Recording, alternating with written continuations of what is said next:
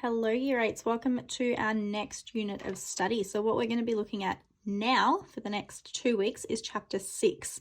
In chapter 6 we're going to be looking at ratios. So some of you may have heard of this word before, some of you may not have. So ratios are basically used when we're comparing two or more things together. Okay, so a ratio shows the relationship between two or more related quantities or numbers or things, okay?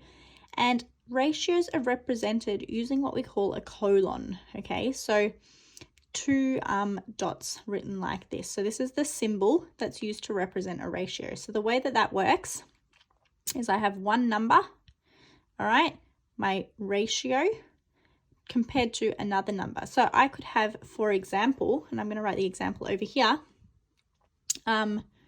blue in comparison to red in comparison to green. Okay, so I might have, let's say these are marbles, 5 blue marbles for every 3 red marbles for every 2 green marbles. So we've got 5 to 3 to 2. Okay, so when we explain the word ratio or explain how we're talking about it, we say 2, 5 to 3 to 2. Okay, we could even just keep it like this. So we're comparing blue and red. We could be comparing red to green.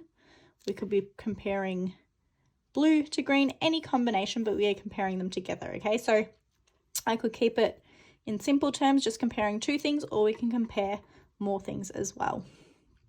All right, so we'll go through an example now in terms of how we write ratios. Okay, so a question that you could be given is something like this. A sample of nuts contains 5 cashews, 12 peanuts, and 2 macadamia nuts. We need to write down some ratios. So we need to write down the ratio of cashews compared to peanuts. So we're going to look, how many cashews did we have? We've got 5 cashews. So 5 cashews, I'm going to write the number 5. 2, I'm going to use my semicolon, all right, sorry, my colon, compared to peanuts. And peanuts we had 12 peanuts. So my ratio is 5 to 12. Okay, second example. Ratio of cashews to total. So cashews, we had 5.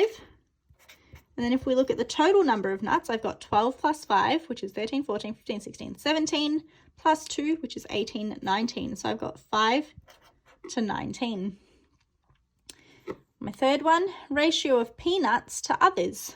Okay, peanuts, we know we've got 12. Okay, and then others is 5 plus 2, which is 7. And that is my ratio. So remember, whatever the first thing they've written, we write that first, and the second thing they've written, we write that second. So order is important. I'm going to add that to my notes.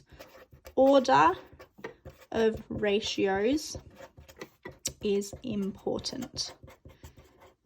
All right, so we're basically just copying the number that we've been asked. Whatever we've been asked to find, we need to look at our question and highlight those key words so we know exactly which part of the question we're talking about.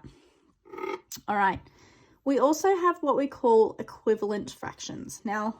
Equivalent ratios, which are quite similar to equivalent fractions, okay?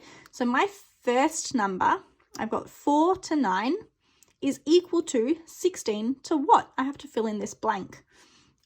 So what we do is we're comparing the first number to the first number here. So what I'm going to think about is, how do I get from 4 to 16? What do I have to do to get from 4 to 16 using our multiplication or our division?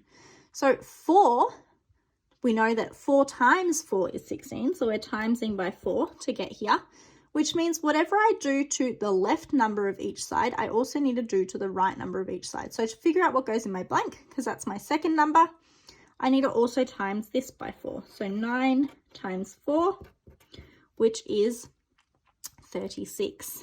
And that is my answer, okay? So we're following this first number, how it's related to this first number. Once we've figured out that relationship, we can apply it to that second one.